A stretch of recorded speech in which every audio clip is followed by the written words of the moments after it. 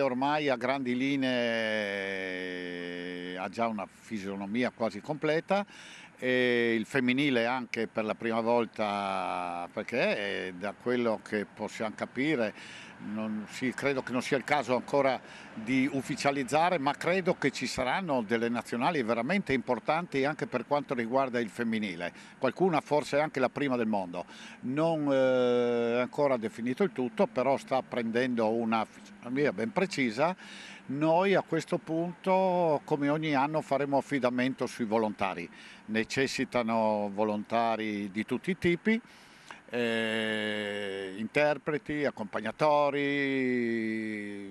addetti alle squadre, ai campi sportivi, cioè tutta una serie di giovani che noi ci auguriamo che così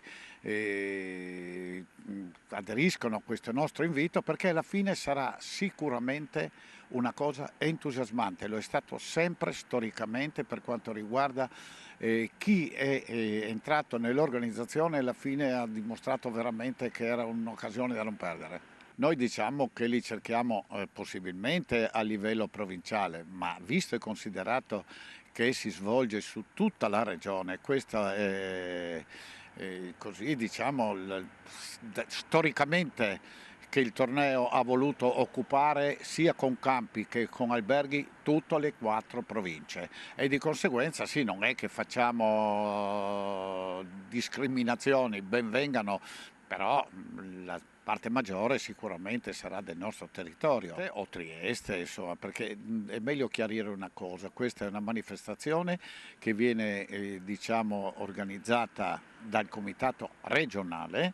che delega poi alla delegazione di Gorizia poi la parte pratica, diciamo. E non dimentichiamo che questo ha la benedizione del super presidente di Malagò, che è entusiasta specialmente di quello femminile, di conseguenza diciamo che per noi è veramente un momento anche così di grande impegno, che però capiamo le aspettative del mondo del CONI e noi cercheremo di non deluderle.